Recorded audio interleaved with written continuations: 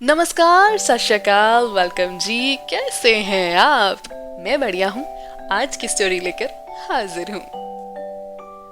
बहुत समय पहले की बात है कि एक पहाड़ी पर बाज रहता था और पहाड़ी के नीचे एक बहुत बड़ा बरगद का पेड़ था। उस पेड़ पर रहता था एक मूर्ख कौवा। ये कौवा सबकी नकल करता था और इसीलिए सब लोग उसे मूर्ख कहते थे। बाज यानी ईगल को भगवान ने दूर तक देखने की क्षमता दी थी। यही वजह थी कि वैसे तो ईगल पहाड़ी पर रहता था, लेकिन शिकार के वक्त वो तेजी से उड़ता हुआ जमीन पर आ जाता था। कौवे ने ईगल को ऐसे करते हुए देखा तो कहा, अगर बाज ऐसा कर सकता है तो मैं भी कर सकता हूँ। एक दिन मैं भी ऐसा करके दिखाऊंगा। कुछ दिनों बाद एक खरगोश का बच्चा खुले मैदान में ईगल को दिखा। कौवे ने भी ईगल के अगले कदम को भांप लिया था और झपट्टा मारने के लिए तैयार था।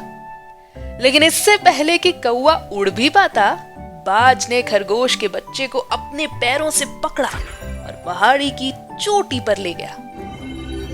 कौवे ने सोचा, ये कोई टैलेंट थोड़ी ना है,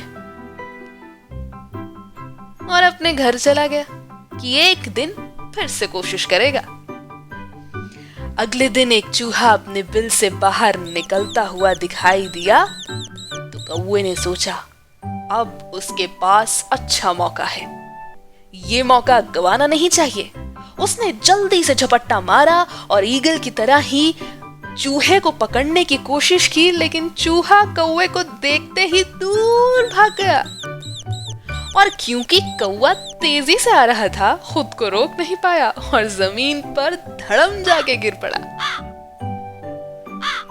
इस पर बाज ने कहा, अब तुम समझ गए होंगे कि नकल करना आसान भले ही हो, लेकिन हर कोई दूसरे की क्षमता जितना भरा काम नहीं कर सकता। इसके बाद कौवे ने अपने जीवन में किसी की नकल नहीं की। यही बताता है कि कैसे भगवान आपको अलग अलग टैलेंट्स देता है और उन टैलेंट्स को आपको अच्छे से यूज करना चाहिए, ना कि किसी और के टैलेंट की नकल कर अपना समय और अपनी हेल्थ बर्बाद करनी चाहिए। ऐसी ही और जबरदस्त कहानियों के लिए आपको आना है यहीं। सब्सक्राइब कर लीजिए और नोटिफिकेशन बटन हिट जरूर कर लीजिए। मैं चलती हूँ, जल्द लेकर आऊंगी और कहानियां सिर्फ यहाँ। Bye bye.